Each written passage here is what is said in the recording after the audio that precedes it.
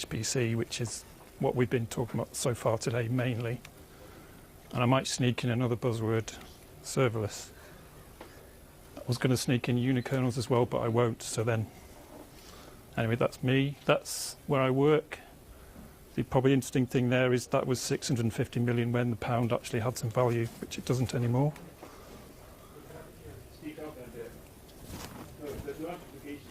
Yeah, okay.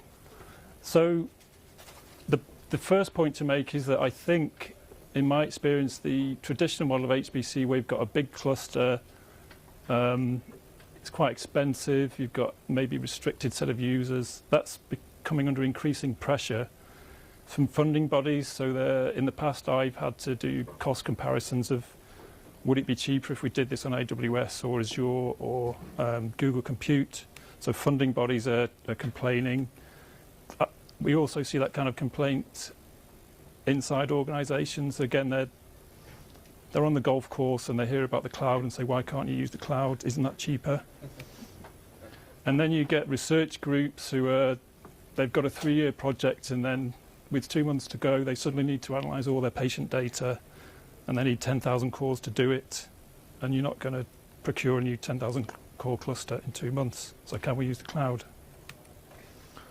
An example of a cloud that I work on is eMedLab, which is a biomedical research cloud. So that's the only sort of workload that we have on there.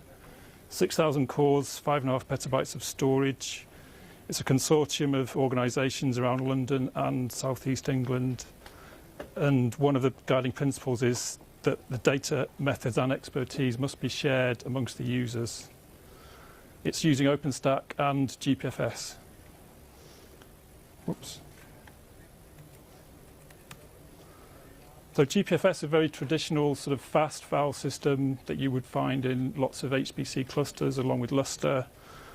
But it assumes you've got a nice friendly environment where it's okay to have root SSHing between all the nodes, which is not really what you would expect on a cloud. It also has complications with the licensing. So if you wanted to get around that, wish to isolate yourself from potentially malign cloud instances, maybe you would try and run a server on the hypervisor, but then would IBM be happy with that kind of licensing? Maybe, maybe not, but probably lawyers would be involved, and that means a bit more money. So the way around it that we have at the moment is just exporting over NFS, and I know that the CLIMB project, which is a microbial bioinformatics project in the UK, has also had to do the same thing. So you're kind of losing a lot of the performance that you gain by having GPFS in the first place, which is a bit of a shame. But this access to shared data is a founding goal of the project, and it's what people need. It's not just when they're writing their data. They need to refer to things. There are these very large, publicly curated data sets that the jobs need to refer to when they're running. But the cloud person would say, why don't you use an object store? They're much more scalable, much more sensible. But if you can find bioinformatics code that supports objects, then I'll be very happy. They don't really exist. An example that I worked with is an 800 terabyte data set from TCGC, which is the Cancer Genome Consortium. So this is, because it comes from patients, you have to apply for access to the data. So we have to be extra careful on who within the project can see it. And helpfully, you can only download it via a special client, which is really weird. And we actually had to, via trial and error, work out how many instances we needed to run of the client to download it in a reasonable period. I think we had to run 12 instances in parallel, and it took us 2 weeks or something. So it's quite a pain to deal with data sets of this size on clouds. So when you've got your data, what are you going to do with it? What we've found is people want to run virtual clusters. That's what they're used to. So they use things like Elastic Cluster, or if they've used clouds before, they might use Heat or CloudFormation, or maybe they just create a cluster using Ansible or Salt. But again, you've got the problem of shared file system access. And I think the question arises to me, is that actually the best way of using a cloud? Are you really getting the benefit from a cloud? You're going to start up a load of instances which may not be doing that much a lot of the time. Wouldn't it be better to get to know your pipeline better.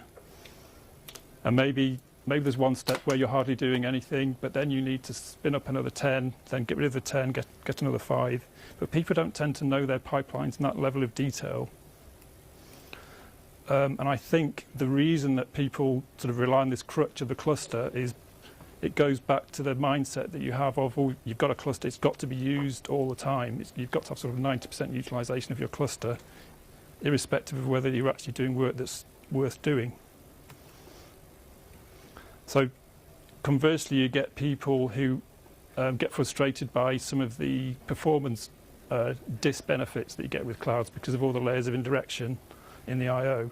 So then they heavily tune it, particularly the network stack, but then you lose things like live migration, again, one of the benefits of clouds.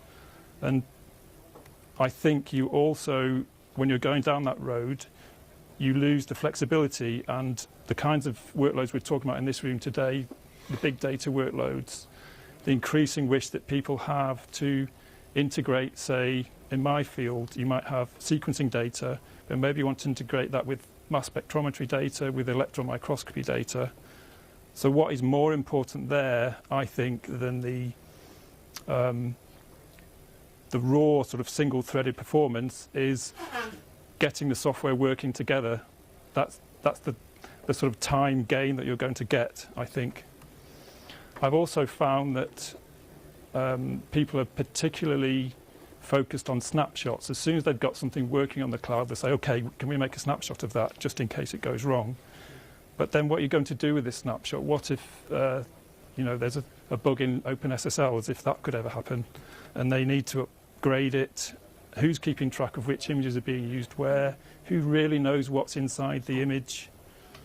Wouldn't it be better if you use some kind of configuration management to build it?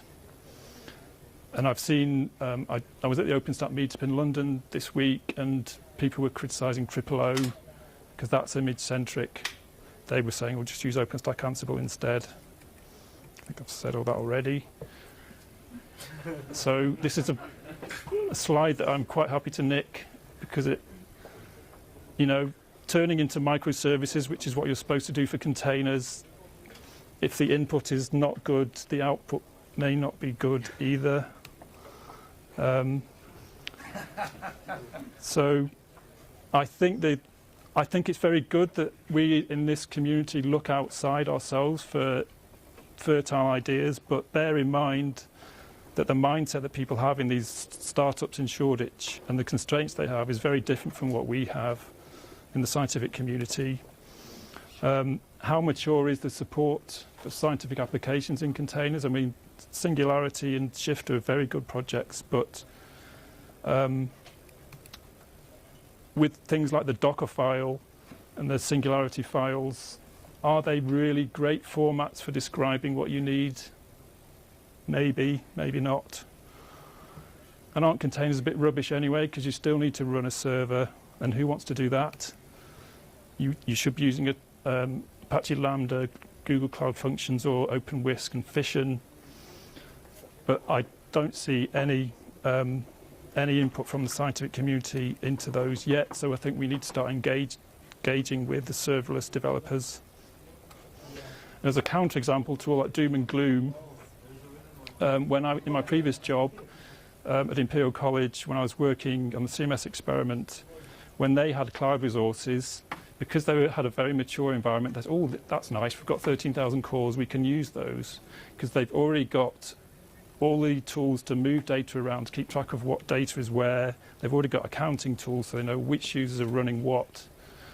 And there were some concerns about security, as in when you need to ban a user, how do you know what they've been running where? But they were actually able to make, and are still making, very good use of cloud, so it is possible. That's it. Thank you.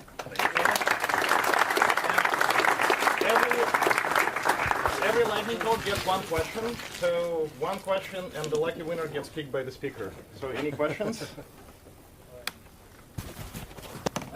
there's a very good O'Reilly book called Infrastructure as Code. It's probably in the stand outside. And the guy who wrote that makes the same point. When virtual machines came along, it actually made system admins like more difficult because there are thousands of specialist VMs to keep track of, and yeah, they say you should be going towards reproducible install. Yeah. That's cool.